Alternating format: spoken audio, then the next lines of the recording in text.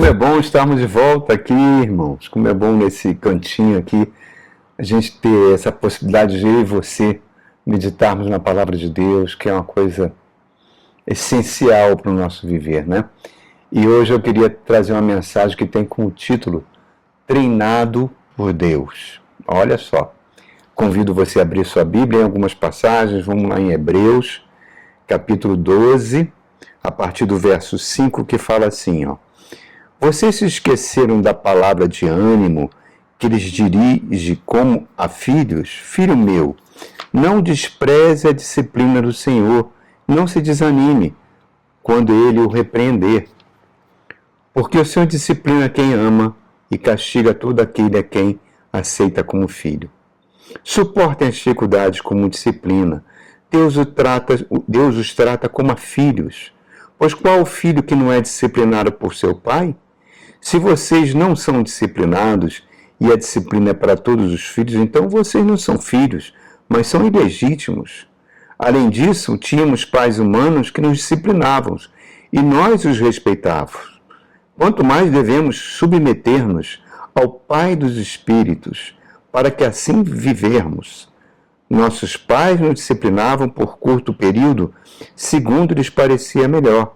Mas Deus nos disciplina para o nosso bem, para que participemos da sua santidade. Nenhuma disciplina parece ser motivo de alegria no momento, mas sim de tristeza. Mais tarde, contudo, ela produz um fruto de justiça e paz para aqueles que por ela foram exercitados. Olha que coisa bonita que está sendo dita aqui. Se você passar uma página, for lá na Epístola de São Tiago, ali no capítulo 1, no verso 2 a 4, fala assim: meus irmãos, considerem motivo de grande alegria o fato de passarem por muitas provações, pois vocês sabem que a prova da sua fé produz perseverança, e a perseverança deve ter uma ação completa, a fim de que vocês sejam maduros e íntegros sem faltar coisa alguma. Agora passa mais umas paginazinhas, passa Tiago e vai na primeira epístola de Pedro, no capítulo 4. O apóstolo São Pedro está falando isso para a gente aqui, ó, a partir do verso 12. Olha como tudo é igualzinho. Ele fala assim: amados, não se surpreendam com o fogo que surge entre vocês para os provar, como se algo estranho lhe estivesse acontecendo.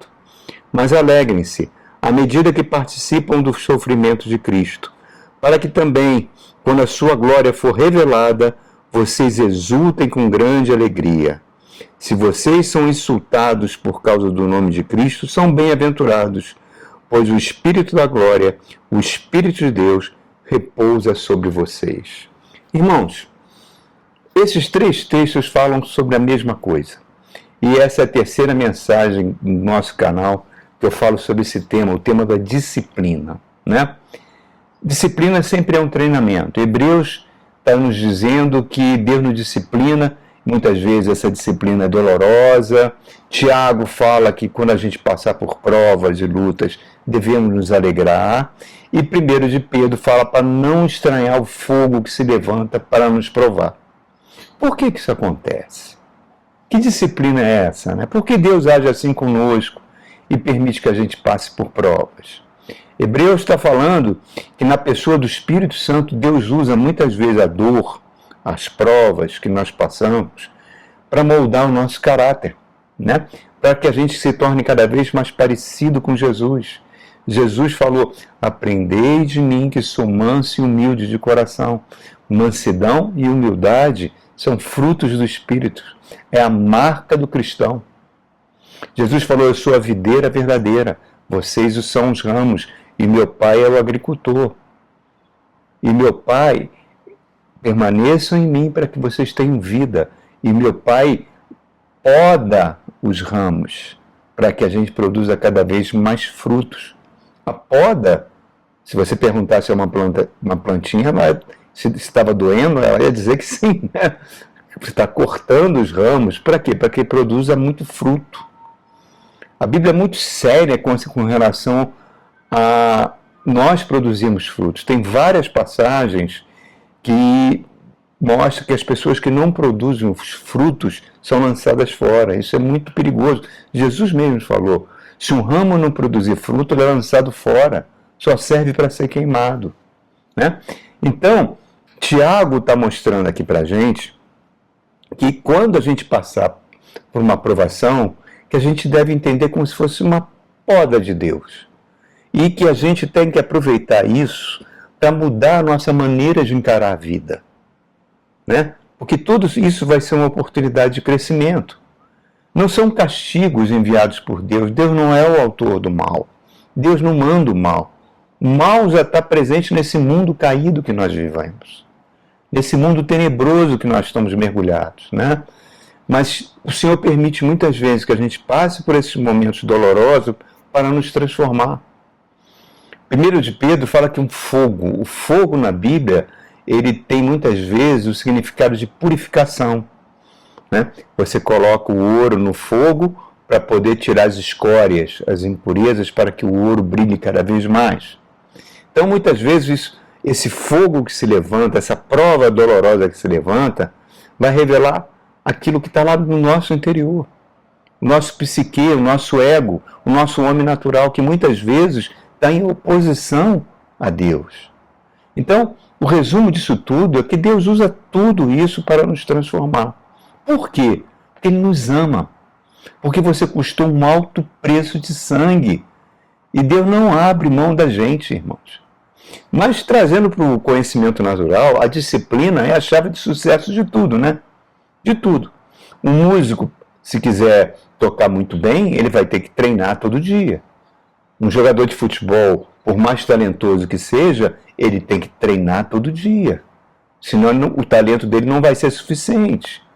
Se você quer controlar o seu peso, você tem que ter disciplina naquilo que você está comendo. Se você comer demais, você terá problemas de saúde.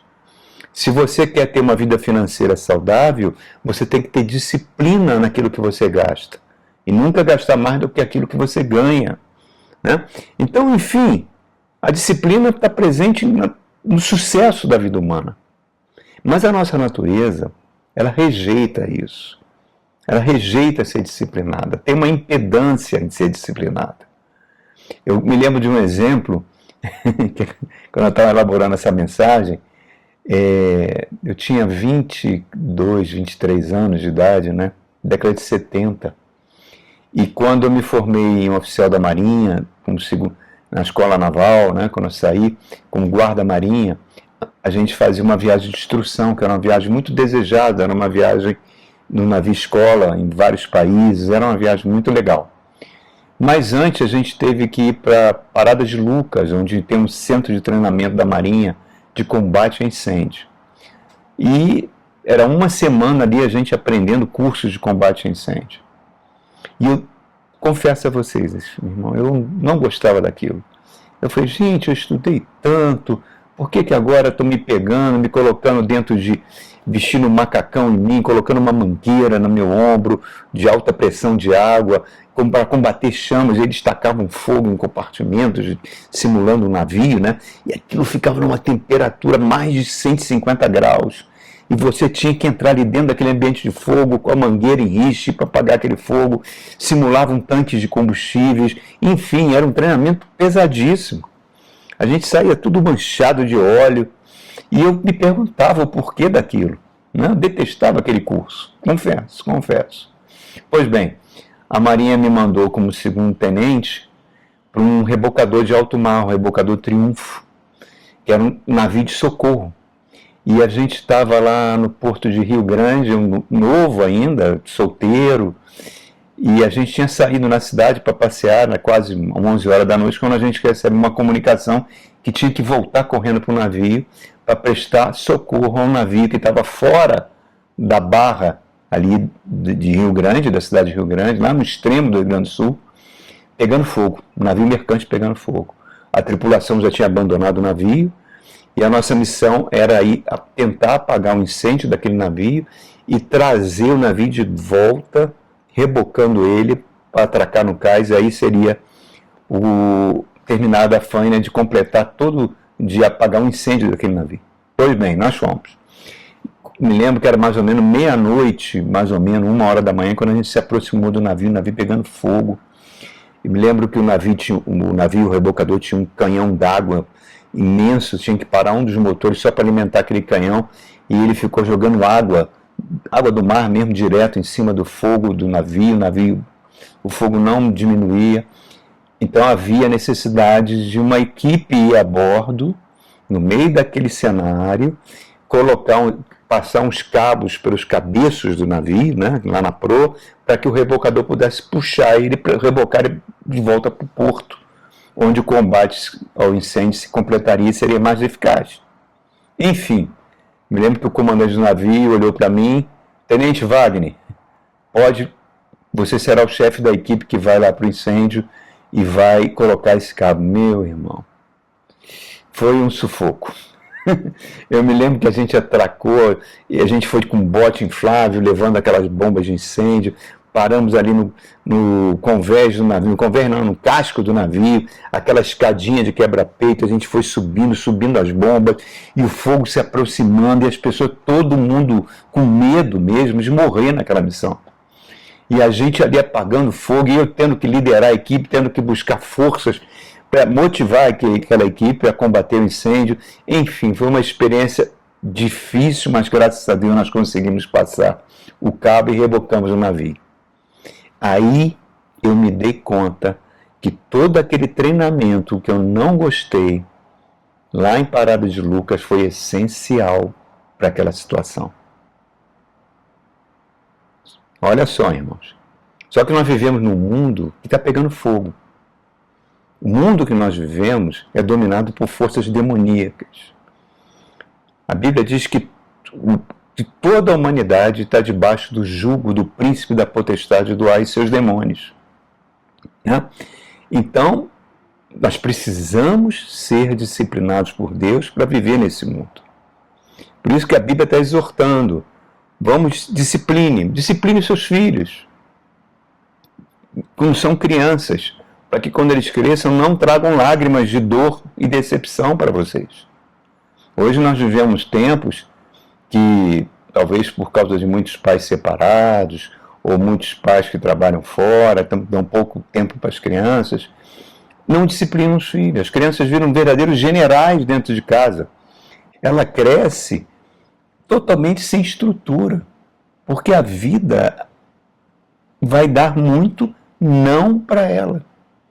Né? Como diz Belchior, a vida realmente é muito pior. E a pessoa não vai ter estrutura para lidar com a vida, com as decepções. Por isso que você vê tantas pessoas com depressões profundas, muitos jovens cometendo suicídio, totalmente despreparado, porque faltou disciplina. Ela é essencial para o dia a dia. Por isso que as Escrituras Sagradas insistem nesse tema da disciplina.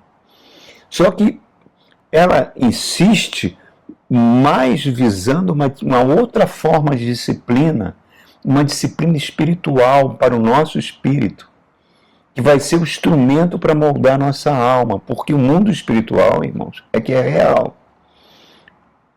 Na carta aos Coríntios, o apóstolo Paulo fala para você não fixar os olhos nesse mundo que não é transitório, e sim naquilo que você não está vendo, porque aquilo é permanente. Nós vivemos num mundo tenebroso, dominados por forças espirituais da maldade. Vivemos num ambiente hostil. Todo dia nós estamos sendo surpreendidos com notícias que a gente fica de cabelo em pé. Vimos aí esse mês uma notícia de uma pessoa que confessou, né, que ela organizava durante a Guerra da Bósnia, 1999, né, para o início do ano 2000, ela organizava lá na Itália, junto com empresários riquíssimos que tinham hobby de armas, que pertenciam a clubes de tiro, organizava safaris. Eles iam para a Guerra da Bósnia, ficavam em lugares protegidos, com armas de grande precisão, com mira telescópio, e quando saíam os refugiados da guerra, eles praticavam tiro ao alvo, matando aquelas pessoas. O ingresso custava $10 mil, irmãos. Vemos agora notícias aí desse multimilionário Epstein, ou Epstein, sei lá, cada um que fala de um jeito, que organizava orgias com crianças e foi preso porque ele estava fazendo tráfico humano de crianças para serem escravas sexuais, crianças pobres que eram filhas de imigrantes nos Estados Unidos, onde as suspeitas agora recaem sobre o próprio presidente Trump ter participado nessas festas junto com Bill Clinton e outros políticos poderosos. Irmão, para pensar. Que tipo de seres humanos são esses, irmãos? A gente tem uma ideia muito equivocada sobre possessão demoníaca, né? Fruto de um folclore, de uma coisa ridícula que algumas pseudo-igrejas fazem na televisão com seus cultos, mandando a pessoa botar a mão para trás, perguntando o nome de demônio, e a pessoa fala com a voz grossa. Irmãos, isso não é o normal. A possessão demoníaca ocorre muitas vezes, e ocorre em quase toda a humanidade que não tem Jesus Cristo. É importante que a gente entenda isso. E a gente acha, e a pessoa fica normal. Quando Judas, a Bíblia fala ali que Judas está na última ceia, diz que o diabo em pessoa entrou em Judas. Judas não ficou babando, não botou a mão para trás, não mudou a voz. E Jesus viu que o diabo entrou nele e falou: o que você tem que fazer, faça agora. Quer dizer, ele foi trair Jesus. E os discípulos viram Judas, pensaram que ele saiu para comprar comida ou dar algum dinheiro para os pobres. Por quê? Porque não demonstrava que estava possuído por um demônio. A Bíblia fala, irmão, que nós estávamos, todos nós, em Efésios capítulo 2, mortos espiritualmente, na transgressão da nossa alma, da nossa carne, fazendo a vontade da carne e dos pensamentos, debaixo do príncipe da potestade, debaixo de Satanás, que é o príncipe desse mundo, seguindo uma inclinação maligna, tendo raiva um dos outros, inveja um dos outros, fofoca, mentira, ódio, eram os frutos nossos. Até que Deus, na sua infinita misericórdia, graças ao sacrifício de Jesus Cristo, nos resgatou, nos libertou. Agora o Espírito Santo está trabalhando em nós, preparando para a vida eterna, nos treinando, nos capacitando, e Ele faz isso nos disciplinando. Por isso que Provérbios capítulo 15 diz que aquele que despreza a correção menospreza a sua alma. Olha que coisa, irmãos. Reparem bem isso, como é importante a forma que a gente reage à disciplina vai definir o tempo que nós vamos ser disciplinados. Se a gente começa a adotar uma atitude de beber, por que Deus permitiu isso? Por que eu estou passando por essa situação? Deus está silencioso, Deus não está nem aí pelo que eu estou passando. Não, irmão, não. Deus está presente. Ele quer e está ali nos dando força e apoio para que a nossa fé fique cada vez mais firme, para que a nossa visão espiritual se aprofunde cada vez mais. A aprovação nos transforma. Ela não vem para nos destruir e nem nos condenar. E revela que quanto mais confiarmos em Deus, mais nós vamos depender dele e vamos cada vez ficar mais fortes, mais maduros. O Espírito Santo transforma a gente para que a gente também receba um fruto do Espírito maravilhoso, que é o discernimento de espíritos, né? É uma coisa maravilhosa, irmãos. Se a gente não tem, a gente continua bebendo a fé. Hebreus mesmo fala, no livro de Hebreus, o autor fala: eu queria te dar alimento sólido, queria te ensinar coisas mais profundas, mas vocês permanecem bebês na fé, eu tenho que dar leitinho espiritual. O Senhor quer que a gente cresça. Por quê? Porque o homem natural, a nossa natureza, não aceita as coisas do Espírito, porque acha loucura. E esquece que nós estamos inseridos no meio de um incêndio, no meio de uma batalha espiritual, que a gente pode sofrer ataques intensos sem causa aparente. Sofremos forte oposição espiritual. Então é necessário que a gente resista na fé, use as armas espirituais, cujo fruto é você cada vez mais receber autoridade espiritual. 1 de Pedro diz que o diabo anda ao redor de nós como um leão querendo devorar. Muitas vezes nós abrimos brechas para que ele nos ataque, irmãos. Isso é verdade. Mas ele não vai nos destruir, porque o Espírito Santo habita em nós somos templo do Espírito Santo. Mas muitas vezes a gente abre portais para que ele tenha liberdade para atuar. Irmãos, nesse mundo não tem lugar neutro espiritualmente. Ou é trevas ou é luz. Se você na sua casa, você pode ter dentro do seu lar ambientes de luz e ambientes de trevas. Ou através da internet que você está usando, através de jogos eletrônicos, através de atitudes no seu trabalho, acordos comerciais injustos, corrupção, adultério, inveja, mentira, fofoca. Efésios 4 e 5 diz, não deis lugar ao diabo. A história de Maria Madalena é uma história muito didática, irmãos, muito didática. Ela foi a discípula mais fiel de Jesus.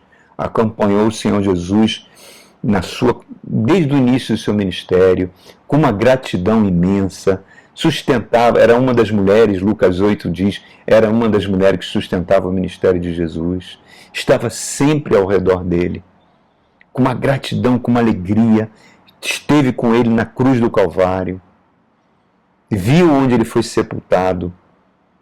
Algumas mulheres estavam acordando, se preparando, porque tinha iniciado o sabá, na morte de Jesus na sexta-feira, e ele foi sepultado na sexta-feira, então no sábado ninguém podia trabalhar, fazer nada, então elas estavam se preparando para embalsamar o corpo de Jesus. Maria Madalena foi na frente delas. De madrugada do domingo, ela já estava de pé ali ao lado do sepulcro, deve ter chorado o sábado inteiro. E quando ela chega, ela vê a pedra removida, e Deus dá visão espiritual para ela, de tal forma que ela vê 2 anjos com roupas brilhantes, e os anjos perguntam, mulher, por que você está chorando? Ela nem quis saber se era anjo, não, ela só queria saber, Jesus, eu quero saber onde está o corpo do meu Senhor. Se vocês pegaram, diga para mim, eu levo ao sepulcro. Aí depois Jesus aparece atrás dela, fala, Maria. Ela reconhece a voz, mas ainda pensa que ele é o jardineiro, a visão dela está turvada ainda, e ela fala, Senhor, aí ele fala, Maria, e ela reconhece a voz do Cristo, chama ele de Rabi, se atira aos pés dele, e Jesus fala, não me toques, eu ainda não subi ao Pai levando meu sangue como sacrifício para os pecados do mundo. Por que ela tinha esse amor, essa gratidão? Porque a Bíblia diz que ela foi liberta de 7 demônios. Irmão, a gente não tem ideia do que é isso. Não tem ideia. A prostituição fez ela ser incorporada por 7 demônios.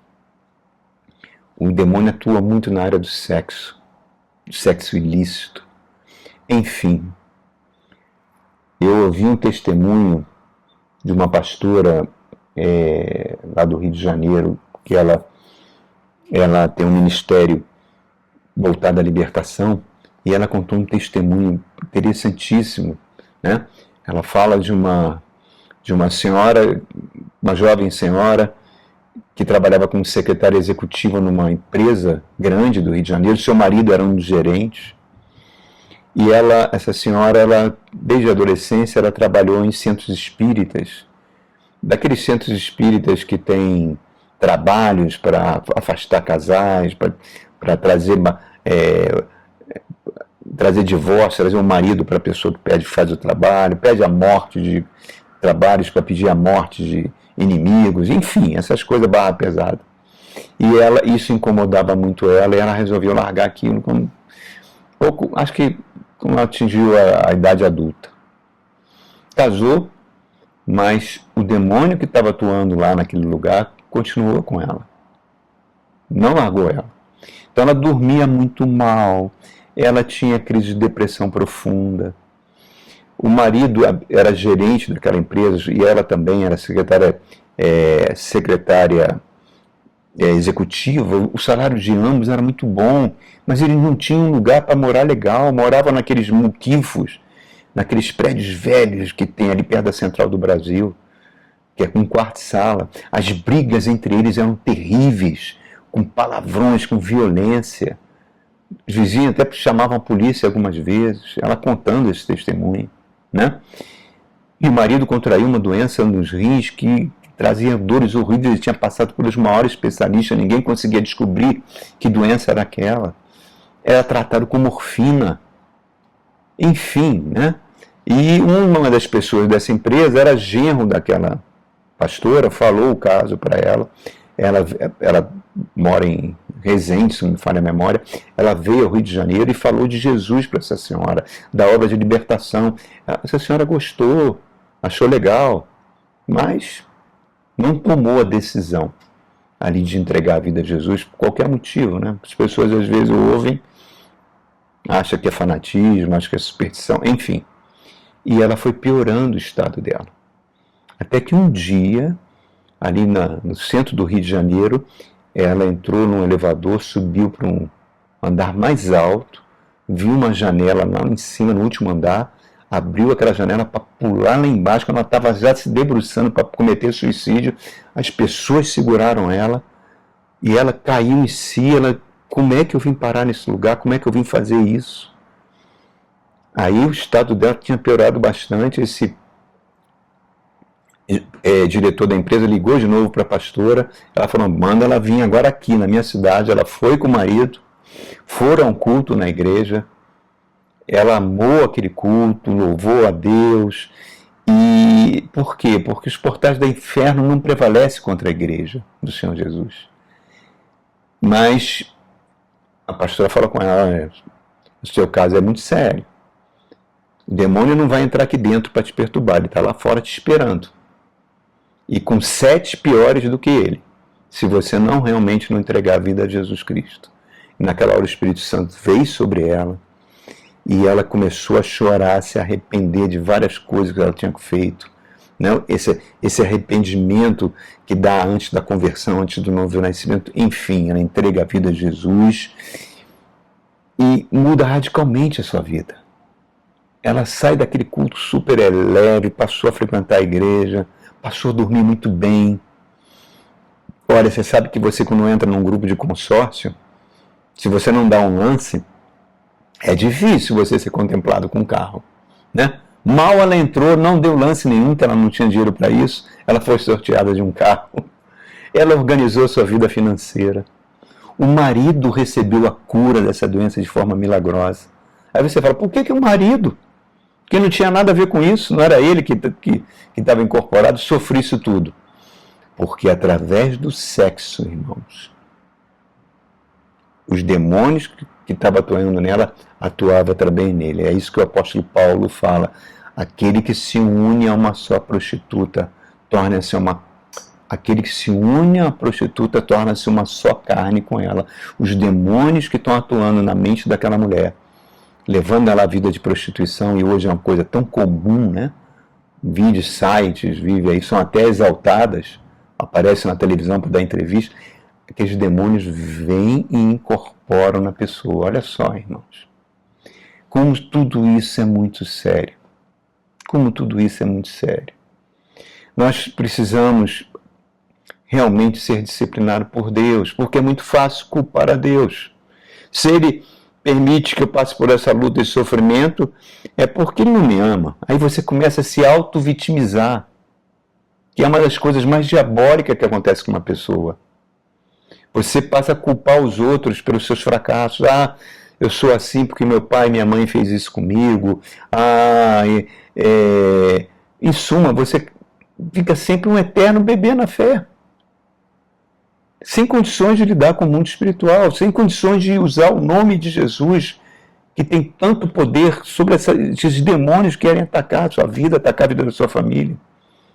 Então a gente precisa ser disciplinado, usar o nome de Jesus, cada vez mais ter discernimento espiritual, curar nossa alma, nosso psique, curar comportamentos destrutivos que às vezes passam de pais para filhos.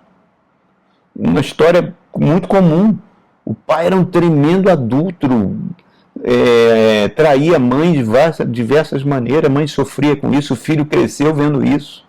Aí o filho casa, o casamento vai tudo bem, o casamento está tudo correndo bem, e de repente aquele homem vai, comete um adultério, e destrói o casamento, destrói a família. Quer dizer, parece uma coisa que vai passando de geração em geração. Você pode chamar até de maldição hereditária, mas são demônios trabalhando na vida espiritual daquelas famílias.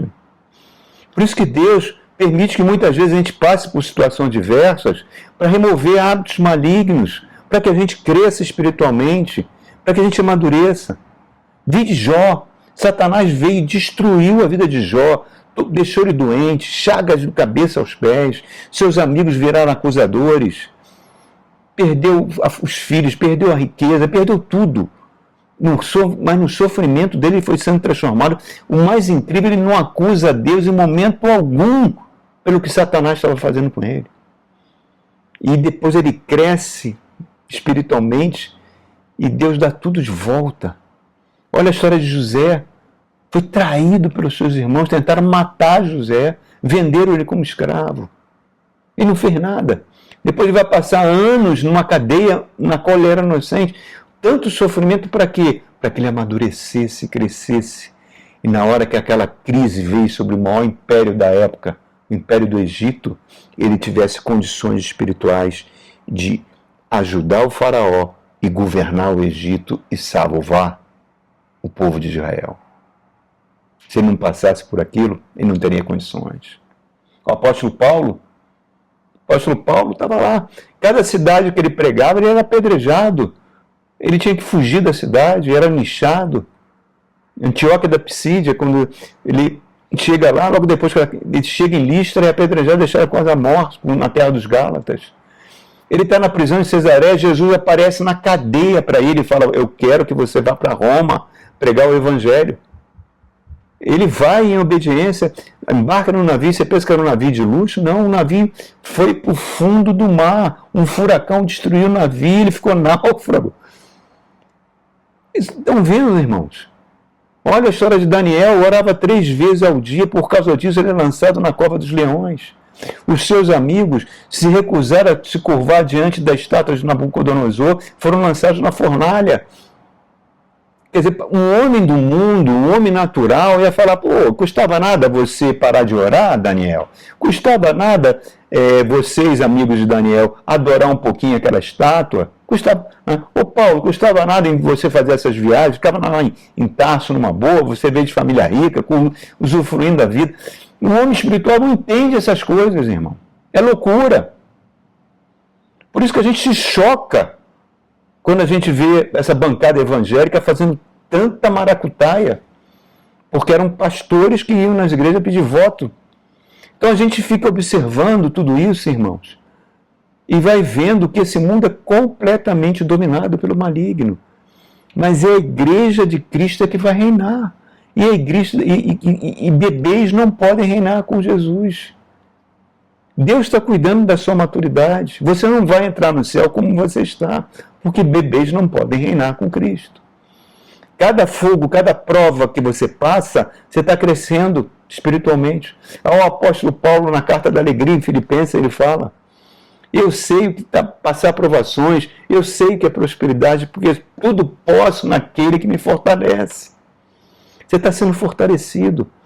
Então, irmãos, eu sei que as provas são duras, às vezes são muito duras mesmo, mas ela está contribuindo para o seu bem. Você está sendo treinado por Deus, irmãos. Guarde isso no seu coração, irmão. Guarde lá no fundo do seu coração. Porque vale a pena, e vale muito a pena, nós sermos filhos de Deus, nós sermos cristãos, sermos templo do Espírito Santo, nesse mundo louco e endemoniado que a gente vive. Amém? Que Deus abençoe ricamente seu coração e até a nossa próxima encontro para meditarmos na Palavra de Deus. Fique com Deus.